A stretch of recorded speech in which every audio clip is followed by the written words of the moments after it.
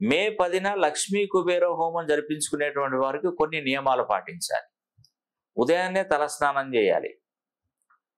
అఖండ దీపానికి ఒక పెద్ద పాత్ర తీసుకొని దొడ్డుప్పు పోసి దాని మీద ఒక ముంత తీసుకొని దాని నిండా ఆవు నెయ్యి, కొబ్బరి నూనె, విప్ప నూనె, నువ్వుల నూనె కానీ ఏదైనా పోసి మనం అఖండ దీపాన్ని నేను ఒక టైం చెప్తాను, ఆ టైంలో వెలిగించాలి. దాన్ని 72 గంటల పాటు కాపాడాలి. నేను లక్ష్మీ కుబేర హోమం ద్వారా అమ్మవారిని మీ వైపు మరలించే బాధ్యత నాది.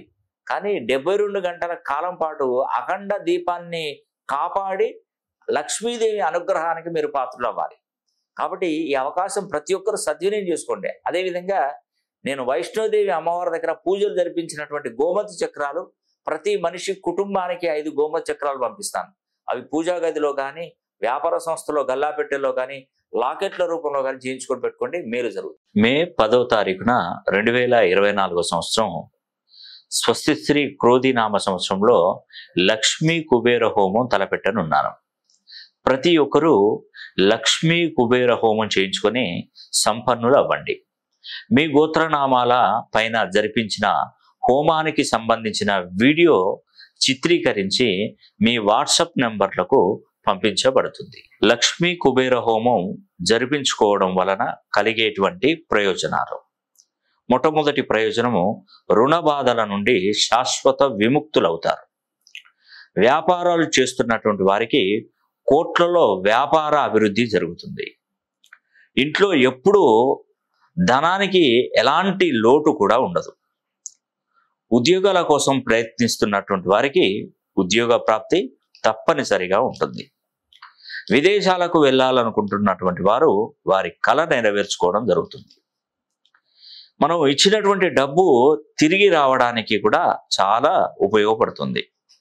అదేవిధంగా శత్రు వినాశనం జరిగి వ్యాపారాభివృద్ధి జరగడం, నరదృష్టి నుండి కూడా శాశ్వత విముక్తి అనేది లభిస్తుంది.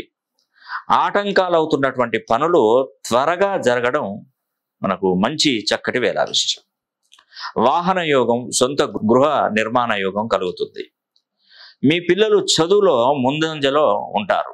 లక్ష్మీ కుబేర హోమం జరిపించుకున్న వారికి మేము అందించే ప్రత్యేకతలు: మేము ముందుగా మాతా వైష్ణోదేవి ఆలయం జమ్మూ కాశ్మీర్ శ్రీనగర్కి వెళ్ళి త్రికూట పర్వతంపై 3 స్వరూపాలుగా ఉన్నటువంటి అమ్మవారిని దర్శించుకొని, మరి ఆ 3 స్వరూపాలైనటువంటి లక్ష్మీదేవి, సరస్వతీదేవి, మహాకాళీదేవి పాదుకల దగ్గర గోమతి చక్రాలను పూజించి వాటిని మే 10వ తారీఖున జరిగే లక్ష్మీ కుబేర హోమంలో శక్తివంతం చేసి ప్రతి కుటుంబానికి 5 గోమతి చక్రాలను పంపించడం జరుగుతుంది. వాటిని మీరు సంపద కొరకై వ్యాపార సంస్థల్లో కానీ, గల్లా పెట్టెలలో కానీ, డబ్బు దాచుకునేటువంటి బీరువాల్లో కానీ, దేవుడి గదిలో ఉన్న కుంకుమ భరణిలో డబ్బాలో కానీ, లేదా వాటిని లాకెట్ రూపంలో కుటుంబ సభ్యులందరూ కూడా ధరించవచ్చు. చదువుకునే పిల్లలకు చదువులో ఏకాగ్రత పెరుగుతుంది. దుష్ట పీడల నుండి నివారణ జరుగుతుంది. సంపాదించే ఆదాయ మార్గాలు కూడా పెరుగుతాయి. లక్ష్మీ కుబేర హోమం జరిపించుకునేవారు పాటించవలసినటువంటి నియమాలు: మేము మే 10వ తారీఖున సాయంకాలం లక్ష్మీ కుబేర హోమం మొదలు పెడతాం.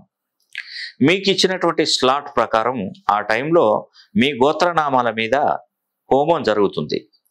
ఇదే టైంలో మీరు ఇంటి వద్ద ఒక పెద్ద పాత్రను తీసుకొని దాని నిండా గల్ల ఉప్పును, దొడ్డు ఉప్పును నింపి ఆ ఉప్పు మీద ఒక ముంతలో నూనె పోసి, ఆవు నెయ్యి కానీ, కొబ్బరి నూనె కానీ, నువ్వుల నూనె కానీ ఈ యొక్క నూనెను వేసి 72 గంటల పాటు అఖండ దీపాన్ని వెలిగించి కొండెక్కకుండా కాపాడాలి.